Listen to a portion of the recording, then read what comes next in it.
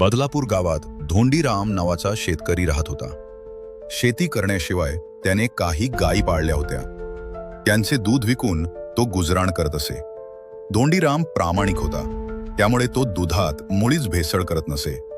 त्यामुळे त्याचे दूध चांगलेच असणार याची लोकांना खात्री पटली होती. गावातील बहुतांश लोक त्याचेच ग्राहक होते. त्याच्या नियमित ग्राहकांमध्ये एक महिला देखील होती. तिचा स्वभाव रागीट होता. धोंडीराम शेतकऱ्याला तिचा स्वभाव माहीत होता, त्यामुळे कुठल्याही परिस्थितीत तो प्रथम तिच्या घरी दूध पोचवत असे.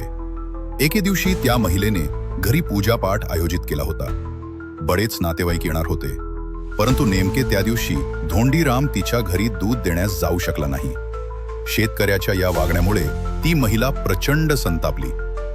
त्याच्या या वागण्याचा तिला खूप रागही आला. पर्यायी व्यवस्था करून तिने कार्यक्रम पार पाडला. दुसऱ्या दिवशी धोंडीराम शेतकरी तिच्या घरी दूध घेऊन गेला. तेव्हा तिने त्याचा बराच पाण उतारा केला.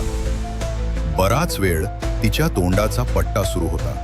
धोंडीराम गप्प राहिला. काही वेळाने तिच्या रागाचा पारा किंचित कमी झाला.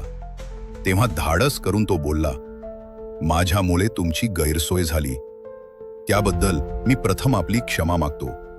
परंतु काल माझ्या आईचे निधन झाले. मला तिच्यावर अग्निसंस्कार करावे लागले, त्यामुळे मी दूध द्यायला येऊ शकलो नाही. हे ऐकताच महिलेला तिची चूक उमगली. शर्मेने तिला काहीच बोलता येईना. रागाच्या भरात भलतीच चूक आपण केल्याचा तिला पश्चाताप झाला. तिने धोंडीराम शेतकऱ्याची माफी मागितली व यापुढे मागचा पुढचा विचार न करता कुणाशीही फटकरपणे न वागण्याची तिने शपथ घेतली.